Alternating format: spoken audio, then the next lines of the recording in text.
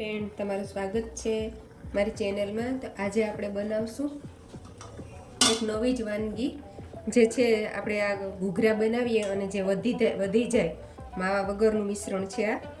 તો આ મારે વધી ગયું છે થોડું, તો એમાંથી પરાઠા, ગુજિયા પરાઠા બનાવશું આપણે આજે. તો તમે મારી રેસીપી જોજો, લાઈક કરજો, સબસ્ક્રાઈબ કરજો. તો હવે આપણે બનાવવાની શરૂઆત કરીએ. તો આ છે માવો, જે મેં ઘૂઘરામાં રેડી કર્યો હતો, તો બચેલો છે. અહીંયા મેં ઘઉંનો લોટ બાંધીને રાખેલો છે. હવે આપણે બનાવી લઈએ.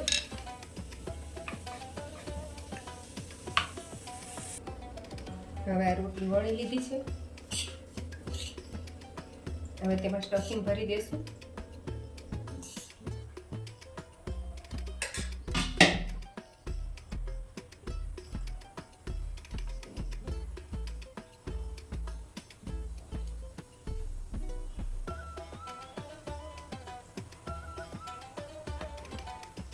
હવે આને વળી લેશું લોટ લગાડીને થોડું.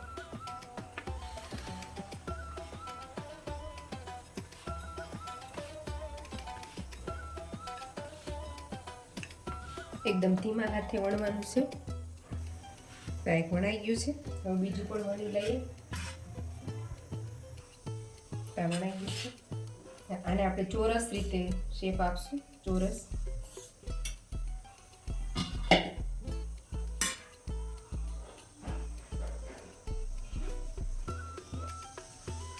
હવે આને થોડું પાણી લગાડી દઈશું એટલે ખુલે નહીં.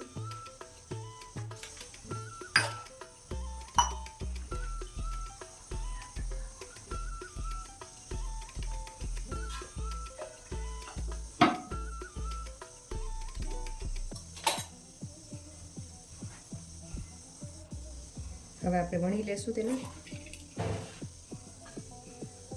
એકદમ ધીમા હાથે. હવે આપણે તેને શેકી લેશું.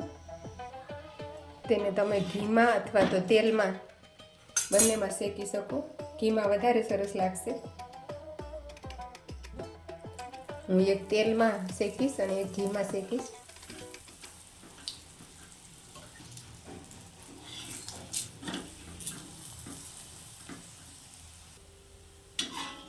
તમે જોઈ શકો છો એકદમ મસ્ત ભુજિયા પરાઠા બન્યા. બીજું શેકી લઈએ.